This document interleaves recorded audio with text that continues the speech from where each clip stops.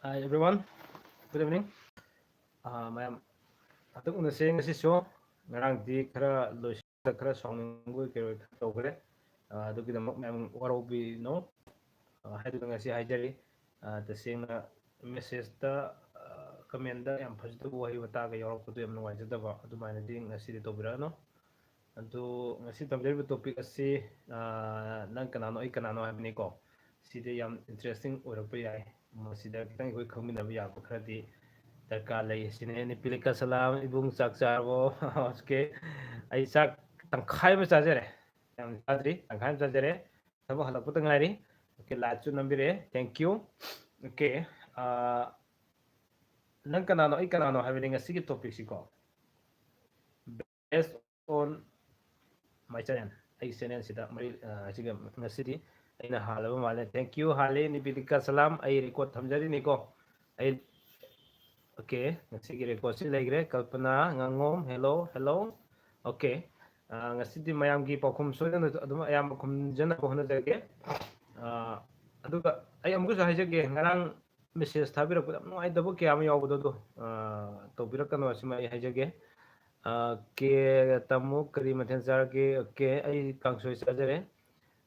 Pemja de ki kayo ka.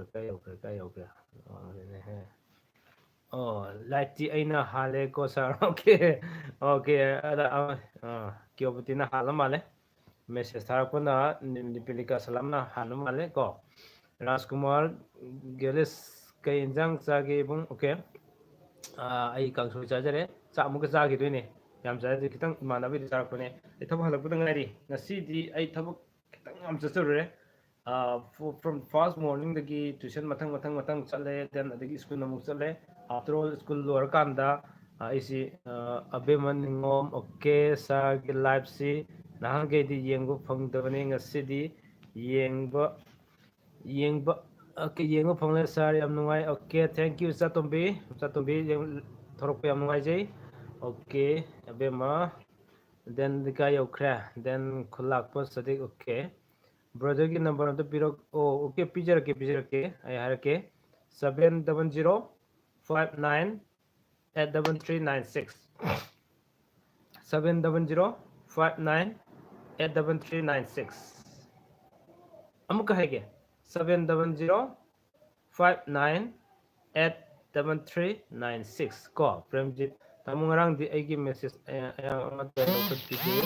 topic se kai oiduno ngasidi ꯑꯩꯈꯣꯏꯅ ꯑꯩꯈꯣꯏ ꯑꯃꯠꯇꯅꯦ ꯍꯥꯏꯕꯒꯤ ꯋꯥꯈꯜꯂꯣꯟ ꯑꯃ ꯑꯩ ꯈꯤꯇꯪ ꯄꯨꯁꯤꯟꯖꯔꯛꯀꯦ ꯇꯧꯖꯕꯅꯤ ꯉꯁꯤꯒꯤ ꯇꯣꯄꯤꯛꯁꯤꯀꯣ ꯍꯥꯏꯕꯗꯤ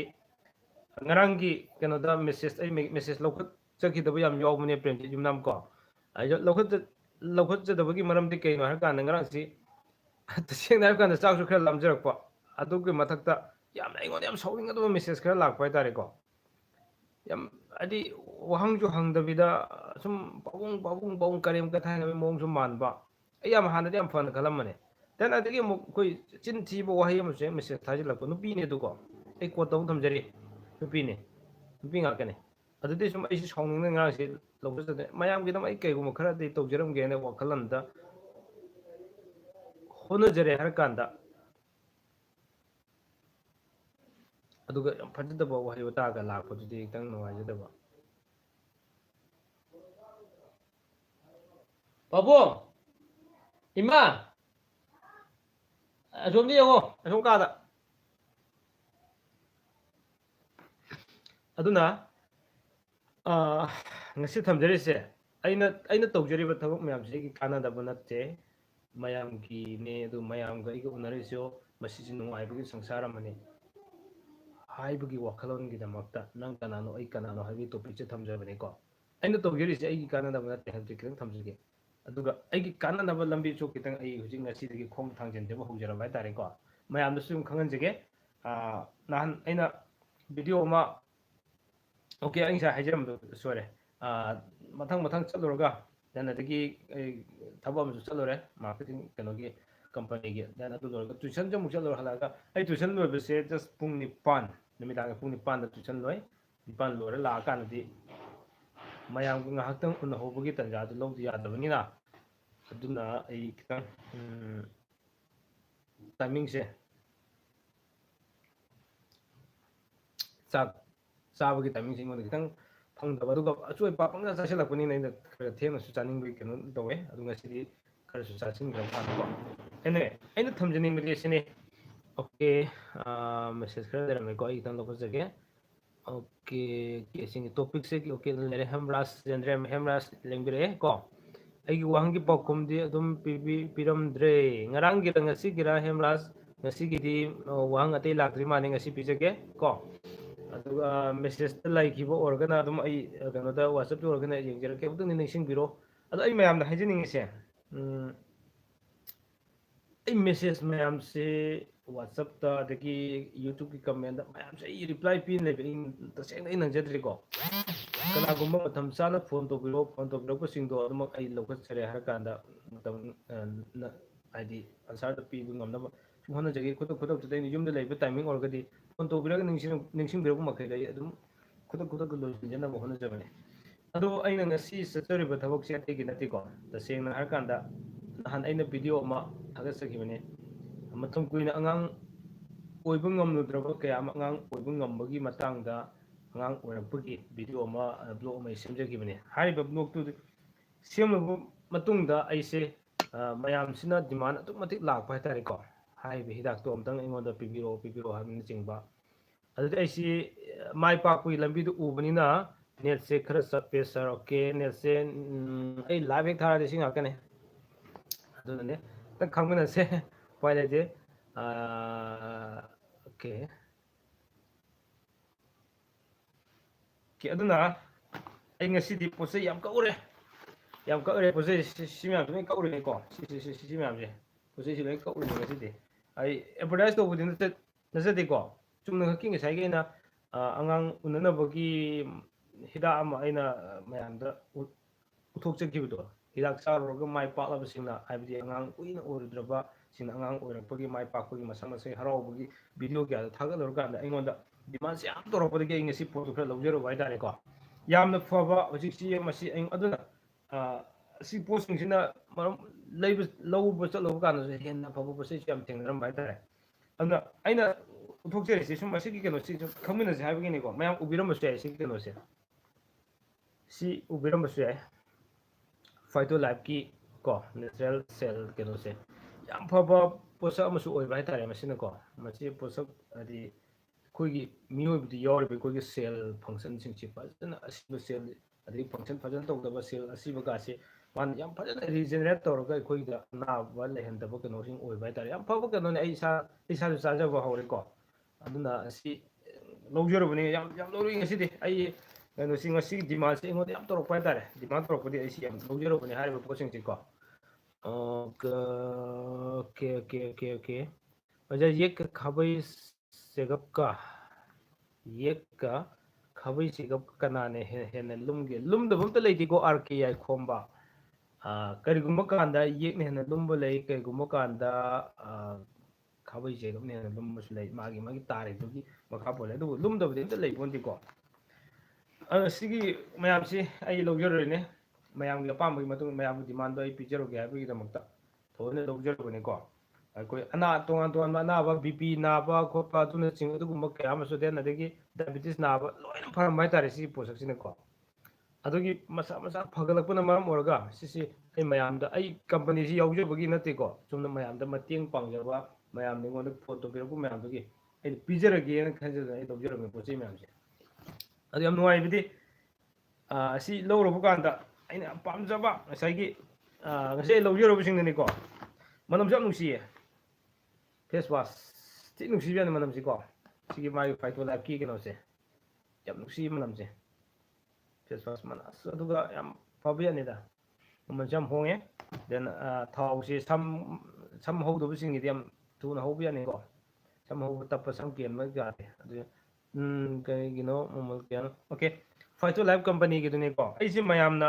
ꯅꯍꯥꯟꯒꯤ ꯚꯤꯗꯤꯑꯣꯗꯣ ꯊꯥꯒꯠꯄꯗꯒꯤ ꯃꯥꯏ ꯄꯥꯛꯄ ꯃꯌꯥꯝꯗꯨꯒꯤ ꯚꯤꯗꯤꯑꯣ ꯊꯥꯒꯠꯂꯀꯥꯟꯗ ꯍꯧꯖꯤꯛꯁꯦ ꯑꯩꯉꯣꯟꯗ ꯗꯤꯃꯥꯟ ꯌꯥꯝ ꯂꯥꯛꯄ ꯍꯥꯏꯇꯥꯔꯦ ꯑꯗꯨꯒꯤ ꯑꯩ ꯄꯣꯠꯆꯩꯁꯤ ꯂꯧꯖꯔꯨꯕꯅꯦ ꯃꯌꯥꯝꯒꯤ ꯅꯤꯡꯕ ꯊꯨꯡꯍꯟꯖꯒꯦꯅ ꯐꯥꯏꯇꯣ ꯂꯥꯏꯐ ꯅꯦꯆꯔꯦꯜ ꯁꯦꯜꯒꯤ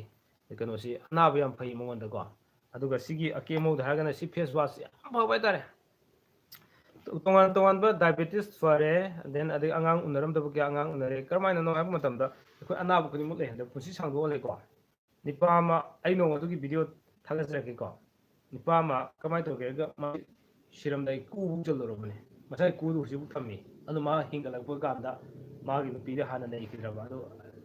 hari ba sigi hidak si thengnaram ta gi mai nupi jo siro havne ching ba du video mi ngona le blog so semjara ki yeng bio ase mo thoki bu nga kane ko adu sigi kano se fight to life in national cell se ko gi akchang na leri bu cell sing si kano se phajna regenerate to han bai tare ko mongona regenerate fa to han de ne aduga chang ku chu ko mel se ke ana ba khrim ke loina le han da bai da cell function si bu phajna to ro ga di koi ana ba kano si lei da bai tare aduna masi green apple switzerland na pang green apple ama khana sema kan hai si green apple se green apple se sema kan hai aduna si sema pa sida sidi yaw si green apple se koi natural kano ki plant cell ne ba plant cell si yaw ba si koi human cell kano si amma naram bai tare aduna ma si happy koi na pan kho happy thamagan masana cha oisilam meri go yam tuna numit nini gi manungda adu magi mangon yaw cell sam kan bai koi mu bi cell si amma na aduna cell sing ji mana loina regenerate to laga isan anaba le handa ba kusu mi singal ko ma to bi ne ai jo hojara do me jaba ko hojara do me ngasi di horone adun ai yawram ne sida do ko mayam gi su khajana ai ngon dima la ko ma ke ne pije ke ma phone number do ai gi hap khibni na mayam di man to bi rakone demand to bi rak sing do sum aina mayam di pije ge haduna logjar ne mayam na habi ko face wash ma nam yam nuksi ko ai ngasi logjar bane yana to ga hair oil ko sam manam sam nuksi face wash ne hen nuksi manam asti nuksi face wash ko dan aduga aslo ni awrada dental care ko gi kano se drobsing topic la ku okay ai lak je ngatang mayam la ku ngai jabane ko kano se notification kano se kitang ngai jabane aduga sigi kano se do sum culture of ni se ai chachoro bu du wani ko toothpaste sai tare toothpaste na si lei si bu masi lere pusi kan so lere si kono sum on jarage mayam ta tab du ngai roi ko aigi pokum ne dum piram dre za okay ha hamras ai wangi pokum dum piram dre sim hai gre dum ki net no ai dre hare ko aduga arki again premium tomo company okay kya okay ado ai ki topic dum hang biro ko si jing aduga kalgumba sum tana ba le dum tana se sim ai kitang thamjaram mane okay ai ngasi topic lak jarage ko brother sum sam kian be thau do phabro phai phai price kya no net yadre to haudre okay sam kian be se okay ai kya nam ti yeng je ki go 180 pi face wash 180 ne asum try to thok pe ai le sabi ma sa sing mo sing ne si face wash ne am pha ne ko okay ai sa ma khang jare anyway ai lak jarage karigi makno aina pk channel hangdok serise sigi point ni lak chani ri ko why karigi no aina pk channel maming thonjar ga thamjari si karigi da makno haiba taraga di tasengna haraganda ai mamangai gi matam gi ekhogi ipu sing sirinaramba ai ipu se tasengna haraganda matam amada manipur pumbugi na mai bi am thong bilam haina to pu am ne ko haribi ipuse mahak ekhuna pitru pingi da angang ori kan ma se mai bi sabam chala me matam do gari ka hena le naram sagan ko mari sin ko adu gari masa ti koi rx gari do angang oi ne koi jum kango bele gari yam le nate adu da koi ipuse na soi ko yam lu no to bir khibai tare adu mamung sam chala ko ne mai ba ora pa adu ma se yam ngan le ki de leitra kan sida ekhona ma le ki da bo koi khangawe adu hojik phokta match da sanction ori pugi masak to ko photo dem chale hodi magi adu ma ekoi mit ta sanction howe tabu mana thambiram balare mahun lere ba lare singtha ba yara ba magun lere ba lare kya ma thambiram me hari ba thambiram me lare singcha koi ahan sing na mu kadoba thau sabi da sum thambi ba hai tare ko madudagi sum aigi father sinadi like se mu khara khomje lagadi thamjaba aduga paabdi nangdaba sumi sutoga paaba matamda ngasagi leiriba posak singse yamna ꯐꯖꯕ ꯑꯗꯨꯗꯤ ꯃꯌꯥꯝ ꯈꯪꯃꯤꯟꯅꯕ ꯌꯥꯕ ꯉꯥꯛꯇ ꯊꯦꯡꯅꯕ ꯍꯥꯏꯇꯥꯔꯦꯀꯣ message ꯑꯃ ꯂꯥꯛꯑꯦ ꯑꯩ ꯃꯔꯛꯇ ꯆꯠꯒꯦꯀꯣ ꯋꯥꯔꯧꯕꯤꯕ ꯌꯥꯗꯦ ꯕ꯭ꯔꯗꯔ ꯁꯨꯝ ꯑꯣꯀꯦ ꯁꯨꯝ ꯂꯩꯔꯦ ꯅꯦꯠ ꯌꯥꯗꯦ ꯑꯣꯀꯦ ꯀꯔꯤ ꯇꯣꯄꯤꯛꯅꯣ ꯉꯁꯤꯁꯤꯅ ꯃꯃꯤ ꯄꯤꯛꯆꯔ ꯑꯣꯀꯦ ꯑꯩꯈꯣꯏꯒꯤ ꯃꯇꯥꯡꯗ ꯍꯥꯏꯇꯥꯔꯦꯀꯣ ꯁꯤꯒꯤ ꯃꯇꯥꯡꯗ ꯑꯗꯨꯝ ꯊꯝꯖꯕꯅꯦ ꯀꯔꯤꯒꯤꯗꯃꯛꯇ ꯑꯩꯒꯤ ꯇꯣꯄꯤꯛꯁ ꯀꯩꯅꯣꯁꯦ ꯑꯩꯒꯤ ꯌꯨꯇꯨꯕ ꯆꯦꯅꯦꯜ ꯍꯥꯡꯗꯣꯛꯆꯔꯤꯕꯅꯣ ꯍꯥꯏꯕꯁꯤꯒꯤ ꯃꯇꯥꯡꯗ ꯀꯔꯤ ꯋꯥꯈꯜꯗꯒꯤ ꯂꯥꯛꯈꯤꯕꯅꯣ ꯍꯥꯏꯕꯗꯨ ꯈꯤꯇꯪ ꯑꯩ ꯊꯝꯖꯒꯦꯅꯀꯣ ꯑꯗꯨꯝ ꯃꯌꯥꯝꯗ ꯋꯥꯀꯣꯏꯁꯨ ꯌꯦꯟ ꯇꯧꯅ ꯂꯩꯗꯣꯔꯦ ꯑꯩ ꯗꯥꯏꯔꯦꯛ ꯂꯥꯛꯆꯔꯒꯦ ꯁꯨꯝ ꯌꯥꯝ ꯁꯥꯡꯅ ꯉꯥꯡꯖꯔꯣꯏꯒꯦ ꯑꯗꯨꯅ ꯃꯥꯡꯉꯩ ꯑꯍꯜ ꯂꯃꯟꯁꯤꯡꯅ ꯊꯝꯕꯤꯔꯝꯕ ꯂꯥꯏꯔꯤꯛꯁꯤꯡꯗꯣ ꯑꯩ ꯈꯤꯇꯪ ꯄꯥꯕ ꯍꯧꯖꯔꯨꯕ ꯍꯥꯏꯇꯥꯔꯦꯀꯣ ꯄꯥꯕ ꯍꯧꯖꯔꯨꯕ ꯀꯥꯟꯁꯤꯗ ꯑꯩ ꯈꯛꯀꯤ ꯈꯪꯕꯒꯤ ꯋꯥꯈꯜꯂꯣꯟꯁꯦ ꯑꯩꯅ ꯈꯤꯇꯪ ꯅꯨꯡꯉꯥꯏꯖꯔꯛꯇꯕ ꯍꯥꯏꯇꯥꯔꯦꯀꯣ ꯁꯝ ꯀꯦꯟꯕꯒꯤ ꯊꯥꯎꯗꯣ ꯐꯕ꯭ꯔꯣ ꯏꯕꯨꯡ ꯃꯃꯜꯅ ꯀꯌꯥ ꯄꯤꯒꯦ ꯌꯥꯝ ꯐꯩꯌꯦ ꯊꯥꯎꯁꯦ ꯅꯤꯄꯤꯂꯤꯀꯥ ꯀꯩꯅꯣꯁꯦ 180 ꯄꯤ ꯑꯗꯨꯒ ꯐꯦꯁ ꯋꯥꯁꯁꯨ 180 ꯄꯤ ꯑꯅꯤ ꯐꯦꯁ ꯋꯥꯁꯁꯨ ꯌꯥꯝ ꯐꯕꯅꯤꯀꯣ ꯊꯥꯎꯁꯤꯁꯨ ꯌꯥꯝ ꯐꯩ ꯁꯝ ꯀꯦꯟꯕ ꯌꯥꯝ ꯐꯩ ꯀꯣ ꯇꯥꯃꯣ ꯑꯩꯒꯤ ꯐꯣꯟ ꯅꯝꯕꯔꯗꯨ ꯑꯃꯨꯛꯇꯒ ꯈꯔ ꯇꯞꯅ ꯍꯥꯏꯕꯤꯌꯨ ꯋꯥꯔꯧꯕꯤꯕ ꯌꯥꯗꯦ ꯋꯥꯔꯧꯔꯣꯏ ꯑꯩ ꯍꯥꯏꯖꯒꯦ ꯌꯥꯔꯦ ꯑꯩ ꯍꯥꯏꯔꯒꯦꯀꯣ 700 ꯑꯅꯤꯅꯤꯀꯣ 70059833996 ꯑꯃꯨꯛꯀ ꯍꯥꯏꯒꯦ 70059833996 okay Somi Morangcha okay welcome back to my channel nice to meet you kamdorige maruk udaba kuireda okay kuire thank you okay welcome now aduna aina haijiningi haribo hujiki lyric se ꯑꯩꯈꯣꯏ ꯑꯍꯜ ꯂꯃꯟꯁꯤꯡꯅꯁꯨ ꯊꯧ ꯁꯥꯗ꯭ꯔꯕ ꯂꯥꯏꯔꯤꯛ ꯑꯩꯈꯣꯏꯅ ꯈꯪꯕꯗꯗꯤ ꯌꯥꯝ ꯀꯥꯟꯅꯒꯗꯕ as a Meitei ꯑꯃ ꯑꯣꯏꯅ ꯑꯩꯅ ꯈꯪꯕ ꯃꯈꯩꯁꯦ ꯑꯩ ꯂꯣꯠꯁꯤꯜꯂꯒ ꯊꯝꯅꯤꯡꯗꯕ ꯋꯥꯈꯜ ꯑꯃꯇꯪ ꯂꯩꯖꯩ ꯗꯔꯀꯥꯔ ꯑꯣꯏꯅ ꯍꯥꯏꯕ ꯋꯥꯈꯜ ꯑꯃ ꯐꯥꯎꯖꯔꯛꯄ ꯍꯥꯏꯇꯥꯔꯦꯀꯣ ꯑꯗꯨꯗꯒꯤ ꯑꯩ ꯌꯨꯇꯨꯕꯁꯦ ꯍꯥꯡꯗꯣꯛꯆꯕꯅꯦ ꯑꯍꯥꯟꯕꯗ ꯑꯩꯁꯤ ꯏꯟꯇꯔꯇꯦꯟꯃꯦꯟ ꯑꯣꯏꯅ ꯁꯨꯝ ꯇꯧꯔꯝꯃꯦ ꯑꯩ ꯁꯤ ꯀꯩꯅꯣꯁꯤꯕꯨ ꯁꯤꯕꯨ ꯊꯥꯒꯠꯂꯨꯔꯒ ꯃꯌꯥꯝꯅ ꯀꯔꯤ ꯈꯟꯅꯒꯗꯒꯦ ꯑꯉꯥꯎꯕ ꯇꯥꯗ꯭ꯔꯥ ꯋꯥꯈꯜꯁꯤ ꯆꯔꯥꯡꯅꯔꯤ ꯀꯥꯟꯁꯤꯗ ꯑꯩꯅ ꯂꯥꯏꯀꯤꯒꯤ ꯚꯤꯗꯤꯑꯣꯁꯦ ꯃꯇꯦꯛ ꯃꯇꯦꯛ ꯂꯧꯊꯣꯛꯑꯦ ꯍꯥꯏꯔ ꯀꯥꯟꯗ ꯑꯗꯨꯒꯤ ꯇꯣꯞ 10 ꯀꯥꯏꯅ ꯁꯨꯝ ꯑꯩꯅ ꯁꯨꯝ ꯀꯦꯃꯦꯔꯥ ꯃꯃꯥꯡꯗ ꯁꯨꯝ ꯊꯣꯛꯄ ꯇꯝꯖꯕ ꯑꯣꯏꯅ ꯑꯩꯅ ꯋꯥ ꯉꯥꯡꯖꯔꯒ ꯇꯣꯞ 10ꯒꯤ ꯀꯩꯅꯣꯒꯁꯦ ꯁꯦꯝꯖꯔꯒ ꯈꯔ ꯁꯨꯝ ꯇꯧꯖꯕ ꯑꯗꯨ ꯇꯥꯏꯃꯤꯡꯗꯨ ꯑꯗꯨꯝ ꯌꯥꯝ ꯈꯟꯕ ꯍꯥꯏꯇꯥꯔꯦ ꯑꯩꯁꯤꯀꯣ ꯌꯥꯝ ꯈꯜꯂꯦ ꯈꯟꯕ ꯀꯥꯟꯁꯤꯗ ꯑꯃꯨꯛ ꯀꯩꯗꯧꯒꯦ ꯍꯥꯏꯗ ꯑꯩꯈꯣꯏꯒꯤ ꯀꯩꯅꯣꯁꯦ ꯖꯁ ꯑꯍꯟꯁꯤꯡ ꯊꯝꯕꯤꯔꯝꯕ ꯂꯥꯏꯔꯤꯛ ꯈꯪꯖꯕ ꯃꯌꯥꯝꯁꯦ ꯈꯤꯇꯪ ꯑꯩ ꯃꯌꯥꯝꯁꯦ ꯌꯨꯝꯕꯥꯂꯣꯟ ꯂꯝꯖꯤꯡꯒꯤ ꯂꯥꯏꯔꯤꯛꯇꯨꯗꯒꯤ ꯍꯧꯅ ꯊꯝꯖꯕ ꯍꯧꯖꯔꯛꯄ ꯍꯥꯏꯇꯥꯔꯦ ꯑꯗꯨꯗꯒꯤ ꯃꯌꯥꯝꯅꯁꯨ ꯃꯌꯥꯝꯅ ꯈꯪꯕꯗ ꯀꯥꯟꯅꯒꯗꯕ ꯄꯣꯠꯁꯛ ꯉꯥꯛꯇ ꯑꯣꯏꯔꯝꯕꯒꯤ ꯃꯃꯤ ꯑꯃ ꯇꯥꯕꯒꯨꯝ ꯇꯧꯔꯛꯄ ꯑꯗꯨꯗꯒꯤ ꯃꯌꯥꯝꯅ ꯇꯞꯅ ꯈꯪꯕꯤꯔꯛꯄꯅꯦ ꯑꯩꯒꯤ ꯄꯤ ꯀꯦ ꯆꯦꯅꯦꯜꯁꯦ ꯇꯁꯦꯡꯕꯒꯤꯗꯤ ꯍꯧꯈꯤꯕ ꯀꯣ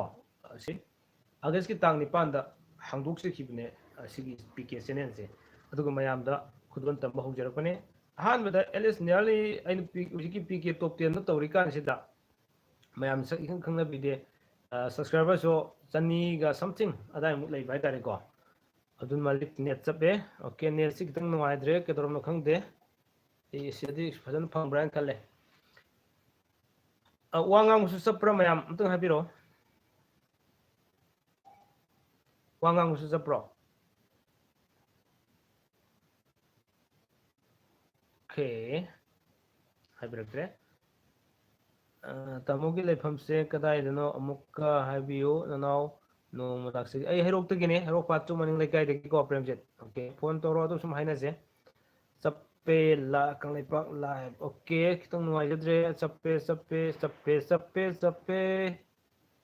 ꯃꯅꯤꯀꯥ ꯂꯥꯏꯁ꯭ꯔꯝ ꯆꯞꯄꯦ ꯍꯣꯏ ꯋꯥ ꯉꯥꯡꯕꯁꯨ ꯈꯔ ꯆꯞꯄꯤ ꯑꯁ ꯅꯨꯡꯉꯥꯏꯇ꯭ꯔꯦ ꯑꯩ ꯁꯤꯗ ꯉꯁꯤꯗꯤ ꯀꯃꯥꯏꯅ ꯇꯧꯔꯤꯅꯣ ꯈꯪꯗꯦ ꯅꯦꯠꯇꯤ ꯐꯖꯅ ꯐꯪꯉꯦꯕꯀꯣ ꯑꯗꯨꯕꯨ what's problem ꯑꯣꯀꯦ ꯀꯩꯅꯣꯗ ꯈꯤꯇꯪ ꯁꯣꯟꯕ ꯑꯣꯀꯦ ꯃꯤꯃꯤꯂꯥ ꯂꯩꯔꯂꯥꯛꯄꯝ ꯁꯤ ꯊꯥꯗ ꯂꯨꯍꯣꯡꯕ ꯐꯠꯇꯦ ꯁꯤ ꯊꯥꯗ ꯂꯨꯍꯣꯡꯕ ꯐꯠꯇꯦ ꯍꯥꯏꯁꯦ ꯀꯩꯒꯤꯅꯣ ꯃꯔꯝ ꯀꯩ ꯂꯩꯕꯒꯤꯅꯣ ꯁꯤ ꯊꯥꯗ ꯍꯥꯏꯗꯤ ꯀꯩꯅꯣ ꯑꯩ ꯒ꯭ꯌꯥꯟ ꯇꯥꯗ꯭ꯔꯦ ꯃꯦꯛꯁꯤꯅꯥ ꯍꯩꯁꯅꯥꯝ ꯍꯥꯏ ꯑꯗꯩ ꯈꯔ ꯆꯞꯄꯦ ꯉꯥꯛꯇꯪ ꯉꯥꯏꯃꯤꯟꯅꯁꯤꯀꯣ ꯑꯣꯀꯦ ꯃꯦꯛꯁꯤꯅꯥ ꯍꯩꯁꯅꯥꯝ ꯀꯀꯥ ꯑꯣꯀꯦ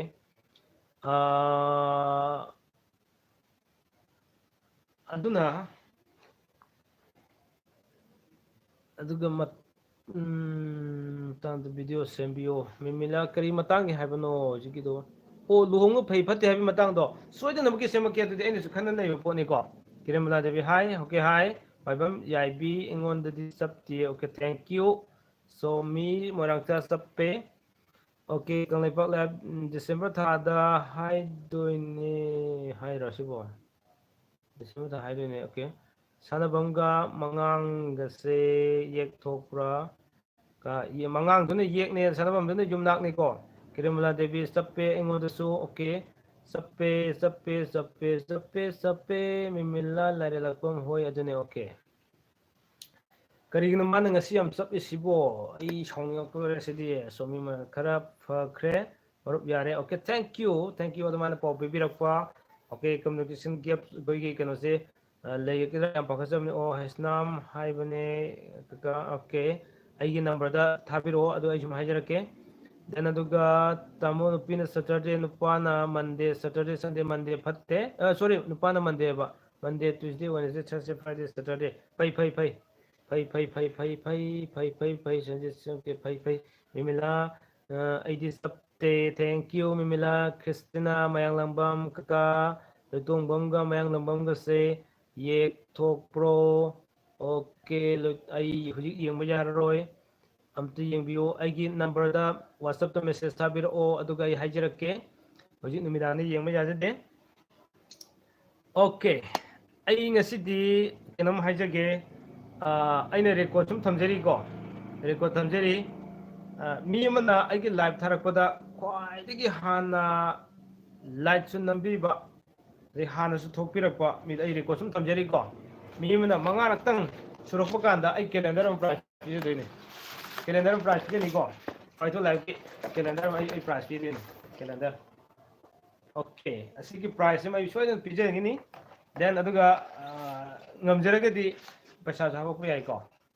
ꯗꯦꯠ ꯃꯤꯟꯁ ꯂꯥꯏꯐꯁꯤ ꯌꯦꯡꯃꯤꯟꯅꯔꯒ ꯀꯥꯟꯅꯕ ꯈꯔ ꯈꯔ ꯂꯧꯃꯤꯟꯅꯁꯦ ꯍꯥꯏꯕꯅꯤꯀꯣ ꯀꯥꯟꯅꯕ ꯂꯧꯃꯤꯟꯅꯁꯦ ꯑꯩꯒꯤ ꯀꯥꯟꯅꯅꯕ ꯇꯧꯕ ꯅꯠꯇꯦ ꯃꯌꯥꯝ ꯅ ꯁꯞꯄꯣꯔꯠ ꯇꯧꯕꯤꯕꯁꯦ ꯑꯩꯅꯁꯨ ꯑꯉꯝꯕ ꯊꯥꯛꯇ ꯈꯔ ꯍꯣꯠꯅꯖꯗ꯭ꯔꯒꯗꯤ ꯀꯃꯥꯏꯅ ꯇꯧꯅꯤ ꯀꯣ ꯑꯗꯨꯅ ꯑꯩ ꯃꯌꯥꯝꯒꯤꯗꯃꯛꯇ ꯍꯣꯠꯅꯖꯈꯤꯒꯅꯤ ꯑꯁꯤ ꯍꯥꯏ ꯂꯥꯏꯛ ꯈꯔ ꯇꯧꯕꯤꯔꯣ ꯑꯗꯨ ꯃꯌꯥꯝ ꯑꯣꯀꯦ ꯑꯗꯨꯅ ꯇꯁꯦꯡꯅ ꯌꯨꯝꯕꯥꯜꯂꯣꯟ ꯂꯝꯖꯤꯡꯗꯒꯤ ꯍꯧꯔꯒ ꯑꯩꯅ ꯊꯥꯒꯠꯆꯈꯤꯕ ꯚꯤꯗꯤꯑꯣꯁꯤꯡꯁꯤꯗꯒꯤ ꯍꯧꯅ ꯍꯥꯏꯗꯤ ꯌꯥꯝ ꯁꯔꯄ꯭ꯔꯥꯏꯖ ꯑꯣꯏꯅ ꯃꯌꯥꯝꯅ ꯇꯧꯅꯗꯕ ꯚꯤꯗꯤꯑꯣ ꯉꯥꯛꯇ ꯑꯣꯏꯔꯛꯄꯒꯤ ꯃꯃꯤ ꯑꯃ ꯇꯥꯕ꯭ꯔꯥ ꯀꯩꯅꯣ ꯈꯪꯗꯦ ꯑꯗꯨꯅ ꯃꯌꯥꯝꯅ ꯁꯨꯝ ꯄꯥꯝꯕꯤꯔꯛꯄ ꯑꯗꯣ ꯑꯩꯅ ꯈ꯭ꯋꯥꯏ ꯅꯨꯡꯉꯥꯏꯖꯗꯕ ꯑꯃꯗꯤ ꯀꯔꯤꯅꯣ ꯍꯥꯏꯔꯒꯗꯤ ꯍꯧꯖꯤꯛ ꯚꯤꯗꯤꯑꯣ ꯑꯩꯅ ꯊꯥꯒꯠꯆꯕ ꯚꯤꯗꯤꯑꯣꯗ ꯅꯤꯌꯔꯂꯤ 1K ꯅꯠꯇꯦꯀꯣ ꯍꯧꯖꯤꯛ ꯂꯩꯔꯤꯁꯤ 1.5K ꯁꯣꯔꯤ ꯅꯠꯇꯦ 150K 150K ꯀ꯭ꯔꯣꯔꯒꯗꯅꯤꯀꯣ ꯂꯩꯔꯤꯁꯦ 150K ꯑꯁꯤ ꯚ꯭ꯌꯨꯋꯔ ꯂꯩꯕ ꯚꯤꯗꯤꯑꯣ ꯌꯥꯎꯔꯤꯕ ꯑꯩꯁꯤꯀꯣ ꯑꯗꯨꯗ ꯁꯕꯁꯀ꯭ꯔꯥꯏꯕꯇꯤ ꯏꯇꯧ ꯇꯧꯕꯤꯗꯕ ꯍꯥꯏꯇꯥꯔꯦ ꯃꯌꯥꯝꯗꯨꯅꯒ ꯁꯕꯁꯀ꯭ꯔꯥꯏꯕ ꯇꯧꯕꯤꯔꯒꯗꯤ ꯑꯩꯁꯨ ꯃꯌꯥꯝꯒꯤ ꯃꯇꯦꯡ ꯈꯤꯇꯪ ꯄꯥꯡ ꯉꯝꯖꯒꯅꯤ ꯃꯌꯥꯝꯒꯤ ꯃꯇꯦꯡ ꯈꯤꯇꯪ ꯄꯥꯡ ꯉꯝꯖꯒꯅꯤ ꯇꯁꯦꯡꯅ ꯍꯥꯏꯔꯒꯗꯤꯀꯣ ꯑꯗꯨꯅ ꯑꯗꯨ ꯌꯥꯔꯤꯃꯈꯩꯗꯤ ꯑꯩꯅ ꯍꯥꯏꯖꯅꯤꯡꯕꯗꯤ ꯃꯌꯥꯝꯗ ꯑꯩꯅ ꯊꯝꯖꯅꯤꯡꯕꯗꯤ ꯑꯩꯅ ꯊꯥꯒꯠꯆꯔꯤꯕ ꯚꯤꯗꯤꯑꯣ ꯃꯈꯩꯁꯤ ꯃꯌꯥꯝꯗ ꯍꯦꯟꯅ ꯑꯩꯈꯛ ꯈꯪꯕ ꯅꯠꯇꯕ ꯃꯌꯥꯝ ꯈꯪꯃꯤꯟꯅꯅꯕꯒꯤꯗꯃꯛꯇ ꯑꯩꯈꯣꯏ ꯈꯤꯇꯪ ꯁꯕꯁꯀ꯭ꯔꯥꯏꯕꯁꯨ ꯈꯔ ꯇꯧꯕꯤꯕ ꯚ꯭ꯌꯨꯋꯔꯅ ꯃꯌꯥꯝ ꯂꯩꯈꯤꯕ ꯑꯗꯨꯒ ꯁꯕꯁꯀ꯭ꯔꯥꯏꯕ ꯈꯤꯇꯪ ꯇꯧꯕꯤꯗꯕ ꯑꯗꯩ ꯂꯥꯏꯛ ꯁꯤꯌꯥꯔ ꯈꯤꯇꯪ ꯇꯧꯕꯤꯗꯕꯗꯁꯨ ꯅꯨꯡꯉꯥꯏꯖꯗꯦ ꯍꯥꯏꯕꯗꯤ ꯃꯌꯥꯝꯁꯨ ꯈꯔ ꯈꯔ ꯁꯨꯝ ꯈꯪꯃꯤꯟꯅꯁꯦ ꯃꯌꯥꯝ ꯈꯪꯃꯤꯟꯅꯕꯗꯁꯨ ꯃꯇꯦꯡ ꯈꯔ ꯑꯗꯨꯝ ꯄꯥꯡꯃꯤꯟꯅꯁꯦ ꯍꯥꯏꯕꯒꯤ ꯋꯥꯈꯜꯂꯣꯟꯁꯤꯅꯦꯗ ꯑꯩꯅ ꯊꯝꯖꯅꯤꯡꯕꯗꯤꯀꯣ ꯑꯗꯨꯅ ꯍꯧꯖꯤꯛ ꯑꯩ ꯌꯨꯝꯕꯥꯜꯂꯣꯟ ꯂꯝꯖꯤꯡꯒꯤ ꯇꯥꯡꯀꯛꯁꯨ ꯌꯥꯝ ꯂꯩꯔꯤ ꯑꯗꯒꯤ ꯑꯇꯣꯞꯄ ꯀꯥꯟꯅꯔꯕ ꯄꯤꯀꯤ ꯍꯦꯜꯗꯤꯗꯁꯨ ꯌꯥꯝ ꯂꯥꯛꯑꯅꯤ ꯍꯧꯖꯤꯛꯇꯤ ꯗꯦꯟ ꯑꯗꯨꯒ ꯍꯥꯏꯔꯤꯕꯁꯤꯡꯁꯤꯗ ꯅꯪ ꯀꯅꯥꯅꯣ ꯑꯩ ꯀꯅꯥꯅꯣ ꯍꯥꯏꯅ ꯍꯥꯏꯔꯤꯁꯦ ꯑꯩꯈꯣꯏ ꯈꯨꯗꯤꯡꯃꯛ ꯑꯃꯠꯇꯅꯦ ꯍꯥꯏꯕꯒꯤ ꯋꯥꯈꯜꯂꯣꯟꯁꯤꯅꯤ ꯄꯤ ꯀꯦꯒ ꯅꯪꯒ ꯑꯩꯒ ꯀꯔꯤꯃꯠꯇ ꯈꯦꯠꯅꯗꯦ ꯄꯤ ꯀꯦꯁꯨ ꯑꯩꯅꯦ ꯄꯤ ꯀꯦꯁꯨ ꯅꯪꯅꯦ ꯅꯪꯁꯨ ꯄꯤ ꯀꯦꯅꯦ ꯑꯩꯁꯨ ꯄꯤ ꯀꯦꯅꯦ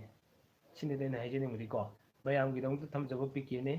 ꯑꯩꯒꯤ ꯀꯥꯟꯅꯅꯕ ꯂꯧꯖꯒꯦꯅ ꯈꯟꯖꯔꯒ ꯊꯝꯖꯕ ꯅꯠꯇꯦ ꯄꯤ ꯀꯦꯁꯦ ꯑꯗꯨꯒꯤꯗꯃꯛꯇ ꯃꯁꯤ ꯀꯔꯤꯒꯤꯗꯃꯛꯇ ꯑꯩꯅ ꯊꯝꯖꯔꯤꯁꯦ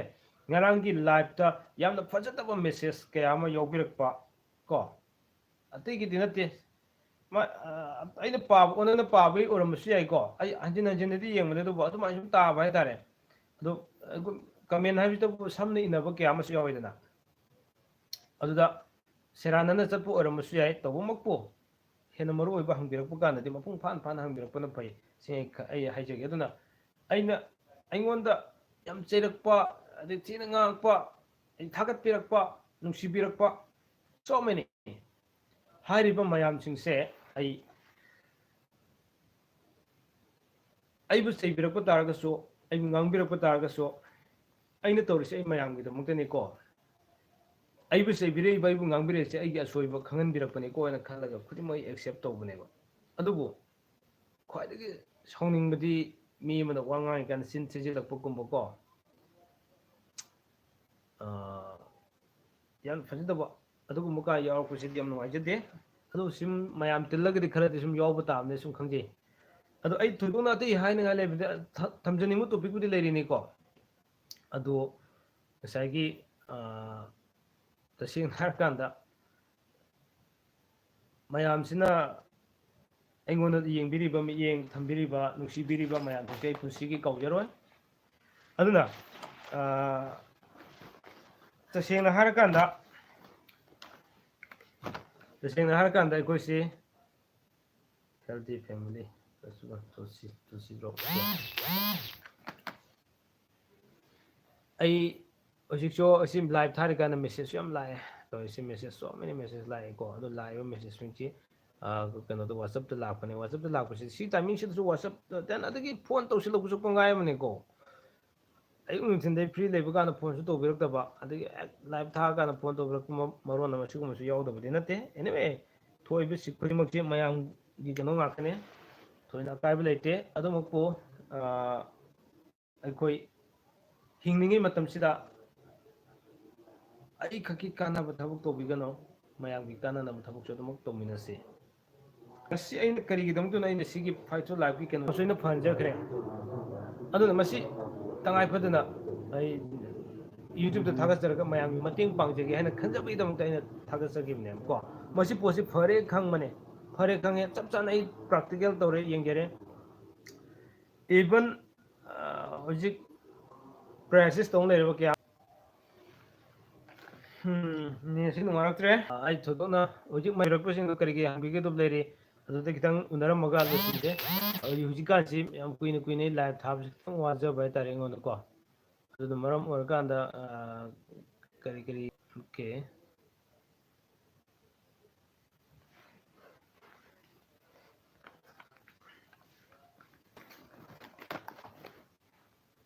अस मनम खुनुंगसिदो नई रे नई नि जोशा एप्लाई तो नते कोइसे चुना इ ngasi ai lawrubudुगी sum ai sinage lawjarapaneda mayam sum khangning ba tare ina ko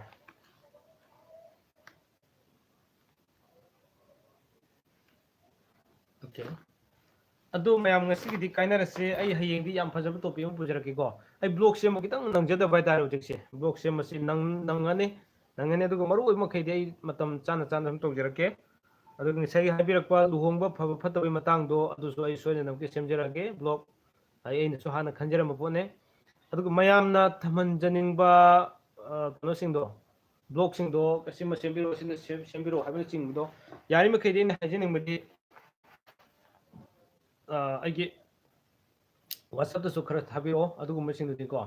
ꯁꯤꯗ ꯑꯩꯅ ꯍꯧꯖꯤꯛ ꯍꯥꯏꯔꯒ ꯁꯨꯝ ꯑꯩ ꯊꯕꯛ ꯌꯥꯝꯕꯅꯤꯅ ꯀꯥꯎꯈꯤꯕꯁꯨ ꯌꯥꯏ ꯀꯥꯎꯕ ꯃꯤꯟꯁ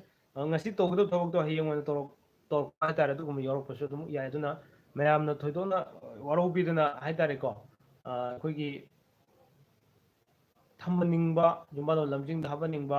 ꯑꯃꯗꯤ ꯑꯩꯅ ꯊꯥꯒꯠꯆꯔꯤꯕ ꯚꯤꯗꯤꯑꯣꯁꯤꯡꯁꯤꯗ ꯃꯌꯥꯝꯅꯁꯨ ꯁꯖꯦꯁꯟ ꯄꯤꯕꯤꯔꯛꯄ ꯀꯌꯥ ꯑꯃ ꯌꯥꯎꯋꯤ ꯐꯤꯗꯕꯦꯛ ꯄꯤꯕꯤꯔꯛꯄ ꯀꯌꯥ ꯑꯃ ꯌꯥꯎꯋꯤ ꯃꯈꯥ ꯇꯥꯅ ꯄꯤꯕꯤꯔꯛꯈꯣ ꯑꯗꯨꯒ ꯑꯩꯅ ꯇꯧꯔꯤꯁꯤ ꯌꯥꯝ ꯍꯩꯅ ꯇꯧꯖꯕꯁꯨ ꯅꯠꯆꯗꯕꯅꯤना ꯍꯧꯖꯤꯛꯄꯨꯗꯤ ꯇꯧꯔꯀꯥꯟꯗꯗꯤ ꯅꯣꯂꯦꯖ ꯌꯥꯝ ꯐꯪꯖꯩ ꯐꯪꯉꯀꯥꯟꯁꯤꯗ ꯁꯨꯝ ꯃꯌꯥꯝꯅ ꯑꯗꯨꯃꯛ ꯑꯩꯕꯨ ꯂꯦꯞꯇꯅ ꯁꯞꯄꯣꯔꯠ ꯇꯧꯕꯤꯌꯣ ꯑꯗꯨꯒ ꯑꯃꯠꯇ ꯑꯣꯏꯅ ꯆꯠꯃꯤꯟꯅꯁꯦ ꯄꯤ ꯀꯦ ꯀꯅꯥꯅꯣ ꯑꯩ ꯀꯅꯥꯅꯣ ꯅꯪ ꯀꯅꯥꯅꯣ ꯑꯩꯈꯣꯏ ꯈꯨꯗꯤꯡꯃꯛ ꯑꯃꯠꯇꯅꯦ ꯃꯁꯤ ꯋꯥꯈꯜꯂꯣꯟꯁꯤ ꯆꯦꯠꯅ ꯑꯩꯈꯣꯏ ꯊꯥꯖꯕ ꯊꯝꯃꯤꯟꯅꯁꯦ ꯍꯥꯏꯕ ꯋꯥꯐꯝꯁꯤꯅꯤ ꯑꯗꯨ ꯋꯥꯐꯝ ꯈꯔꯁꯤ ꯊꯝꯖꯔꯒ ꯑꯩ ꯂꯣꯏꯅꯕꯒꯤ ꯇꯥꯟꯖꯥꯗꯤ ꯌꯧꯅꯤꯡꯉꯕꯅꯤ ꯃꯌꯥꯝ ꯀꯔꯤ उनगिसे करी तानगिसे दुगो सजेशन पिबिरो आई WhatsApp नंबर दम पिबिरो अमदी तानब याब खुदिम तानसे सेनेन सिजु मयान नुसिबिरिबिसिदगी हंथदनबा हेन हेन नुसिबिबा थंबियो अमदी मयामगी ꯁꯦꯕꯥ ꯃꯌꯥꯝꯒꯤ ꯊꯕꯛ ꯃꯇꯝ ꯈꯨꯗꯤꯡꯃꯛꯇ ꯇꯧꯕ ꯉꯝꯅꯕ ꯍꯣꯠꯅꯖꯔꯛꯈꯤꯒꯦ ꯍꯥꯏꯕꯁꯤꯅꯤ ꯑꯩꯅ ꯊꯝꯖꯔꯤꯗꯤ ꯑꯗꯣ ꯃꯌꯥꯝꯒꯤ ꯋꯥꯍꯪꯁꯨ ꯊꯣꯏꯗꯣꯛꯅ ꯂꯩꯇ꯭ꯔꯕ ꯃꯥꯜꯂꯦ ꯑꯩ ꯃꯇꯥꯡ ꯑꯁ꯭ꯋꯥꯏꯗ ꯂꯣꯏꯁꯤꯟꯖꯅꯕꯒꯤ ꯇꯥꯟꯖꯥꯗꯨ ꯂꯧꯖꯒꯦ ꯃꯌꯥꯝ ꯀꯔꯤ ꯍꯥꯏꯕꯤꯅꯤꯡꯒꯦ ꯑꯗꯨꯒ ꯉꯁꯤ ꯇꯣꯄꯤꯛꯁꯦ ꯈꯤꯇꯪ ꯃꯌꯥꯝꯅ ꯅꯨꯡꯉꯥꯏꯔꯝꯗꯕꯁꯨ ꯌꯥꯏꯀꯣ ꯑꯩ ꯈꯤꯇꯪ ꯀꯩꯅꯣꯒꯤ ꯉꯔꯥꯡꯒꯤ ꯁꯥꯎꯅꯤꯡꯈꯤꯕꯁꯤꯡꯗꯨꯗꯒꯤ ꯈꯤꯇꯪ ꯉꯁꯤ ꯊꯩꯗꯣꯛꯆꯔꯒ ꯍꯥꯏꯇꯥꯔꯦ ꯑꯗꯨꯒꯤ ꯋꯥꯔꯧꯕꯤꯔꯅꯣ ꯍꯥꯏꯖꯕ ꯑꯩꯈꯣꯏ ꯅꯈꯣꯏ ꯑꯃꯠꯇꯅꯤ ꯑꯩ ꯀꯅꯥꯅꯣ ꯅꯪ ꯀꯅꯥꯅꯣ ꯑꯩꯈꯣꯏ ꯈꯦꯠꯅꯕ ꯑꯝꯇ ꯂꯩꯇꯦ ꯆꯞ ꯃꯥꯟꯅꯩ ꯍꯥꯏꯕꯒꯤ ꯋꯥꯈꯜꯂꯣꯟꯁꯤ ꯊꯝꯖꯔꯦ ꯍꯥꯏꯔ ꯀꯥꯟꯗ ꯉꯁꯤꯒꯤ ꯇꯣꯄꯤꯛꯁꯤ ꯃꯇꯥꯡ ꯑꯁ꯭ꯋꯥꯏꯗ ꯇꯦꯟꯁꯤꯟꯖꯒꯦ ꯃꯌꯥꯝꯅ ꯋꯥꯔꯧꯕꯤꯅꯣ ꯉꯁꯤꯒꯤ ꯇꯣꯄꯤꯛꯁꯤ ꯀꯔꯤꯅꯣ ꯃꯥꯅ ꯉꯁꯤ ꯇꯧꯔꯤꯕ ꯃꯌꯥꯝꯁꯤꯡꯁꯤꯕꯨ ꯍꯥꯏꯅ ꯈꯟꯕꯤꯔꯝ ꯑꯩꯈꯣꯏꯒꯤ ꯑꯦꯗꯚꯔꯇꯥꯏꯁ ꯑꯃ ꯇꯧꯋꯤ ꯀꯥꯏꯅ ꯈꯟꯕꯤ ꯑꯦꯗꯚꯔꯇꯥꯏꯁ ꯅꯠꯇꯦ ꯁꯤ ꯃꯌꯥꯝꯗꯨ ꯑꯗꯨꯝ ꯈꯪꯍꯜꯍꯧꯕ ꯋꯥꯅꯦ ꯍꯥꯏꯗꯤ ꯁꯤꯗ ꯄ꯭ꯔꯣꯕ꯭ꯂꯦꯝ ꯂꯩꯔꯝꯕ ꯌꯥꯎꯔꯛꯄ ꯇꯥꯔꯒꯗꯤ ꯁꯤ ꯎꯔꯀꯥꯟꯁꯤꯗ ꯑꯗꯨꯗꯤ ꯀꯩꯗꯧꯁꯤꯒꯦꯅ ꯍꯪꯕꯤꯔꯛꯑꯀꯥꯟꯗ ꯑꯌꯥꯝꯕ ꯐꯥꯏ ꯇꯨ ꯂꯥꯏꯐꯀꯤ ꯀꯩꯅꯣꯁꯤꯡꯁꯦ ꯄ꯭ꯔꯗꯛꯁꯤ ꯃꯥꯒꯤ ꯃꯇꯥꯡꯗ ꯁꯨꯝ ꯈꯪꯕꯤꯅꯤꯡꯕ ꯂꯩꯔꯒꯁꯨ ꯑꯩꯉꯣꯟꯗ ꯄ꯭ꯂꯤꯁ ꯀꯣꯜ ꯃꯤ ꯗꯤꯇꯦꯜꯗꯁꯨ ꯋꯥꯔꯤ ꯁꯥꯟꯅꯁꯦ ꯀꯔꯤ ꯀꯔꯤ ꯑꯅꯥꯕ ꯐꯔꯤꯕ ꯀꯔꯤ ꯀꯔꯤ ꯇꯧꯔꯤꯕ ꯃꯁꯤꯅ ꯀꯥꯟꯅꯕꯅ ꯀꯔꯤꯅꯣ ꯍꯥꯏꯕꯅꯆꯤꯡꯕꯗꯣ ꯈꯪꯍꯧꯕꯗꯤ ꯌꯥꯝ ꯀꯥꯟꯅꯩꯗꯅ ꯑꯗꯨꯒ ꯁꯨꯝ ꯈꯪꯃꯤꯟꯅꯁꯦ ꯀꯩꯁꯨ ꯀꯥꯏꯗꯦ ꯑꯗꯨꯒ ꯈꯪꯃꯤꯟꯅꯍꯧꯕꯒꯤ ꯈꯪꯕꯨ ꯈꯪꯉꯗꯤ ꯀꯥꯟꯅꯕ ꯌꯥꯝ ꯂꯩꯕꯅꯦ ꯀꯣ ꯑꯗꯨꯅꯅꯦ ꯑꯩꯅ ꯆꯦꯅꯦꯜꯁꯤꯁꯨ ꯄꯣꯊꯥꯃꯤꯟꯅꯁꯤ ꯈꯪꯃꯤꯟꯅꯁꯤ ꯄꯤꯀꯦ ꯍꯥꯏꯗꯨꯅ ꯊꯣꯟꯖꯔꯤꯕꯁꯦ ꯑꯣꯀꯦ ꯑꯩ ꯂꯣꯏꯁꯤꯟꯖꯅꯕ ꯇꯧꯖꯔꯛꯀꯦ ꯃꯌꯥꯝ ꯉꯁꯤꯗꯤ ꯌꯥꯝꯁꯨ ꯋꯥꯕꯤꯔꯝꯃꯒꯅꯤ ꯑꯩꯁꯨ ꯋꯥꯔꯦ okay everyone see you again tomorrow okay good night